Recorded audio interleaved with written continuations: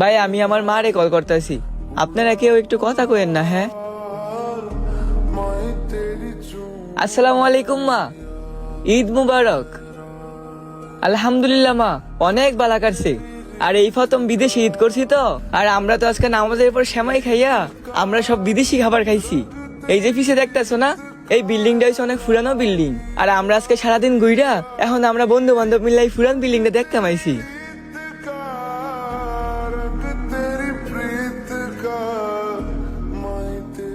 তুমি মা টেনশন কইরো না, আমি এইখানে অনেক ভালো আছি। আর আজকে ঈদের দিন মা, তোমার হাতের সেমাইটা অনেক বেশি মিস করছি। আচ্ছা মা ঠিক আছে, আমরা এখন ঘুরতে পারছি না, এখন একটু ঘুরা দেখি, পরে তোমার আবার রুমও গিয়ে কল দিব না। আচ্ছা ঠিক আছে মা, এখন রাহি। ভাই, আপনি আপনার মার সাথে কেন মিথ্যা কথা কইলেন? ভাই সকাল থেকে কাম করতে করতে আপনার উপর কতগুলো বিপদ আসলো, আর আপনি আপনার মায়ের সাথে মিথ্যে কথা বললেন।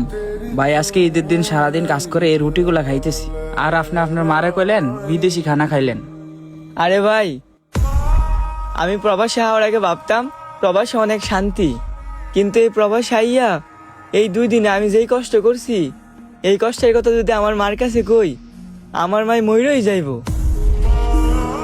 তাই ভাই আমি আমার মার লগে এত মিছা কথা কইছি।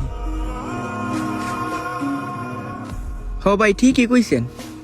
এই প্রবাসে আসার পরে কত ঈদ গেল, একটা ঈদও ঠিক মতন করতে পারি নাই। এই প্রবাসে কত কষ্ট করি, কোনো কথাই মার কাছে বলি না। হ ভাই, আমার মা জানে প্রবাসী রাজার মতো আছি, অথচ কত কষ্ট করি তা জানে না। হ ভাই, আমরা এই প্রবাসে বহুত কষ্ট করি, চাইলেও আমরা মার কাছে কিছু বলতে পারি না। ভাই মার কাছে কেমন কমু কন, মার কাছে কইলে কি মারে এইগুলা সহ্য হইব? অথচ আমরা এই দেশে রুটি কলা খাই, আর মারে কইলাম আমরা বিদেশি খাবার খাইছি। जग से हारा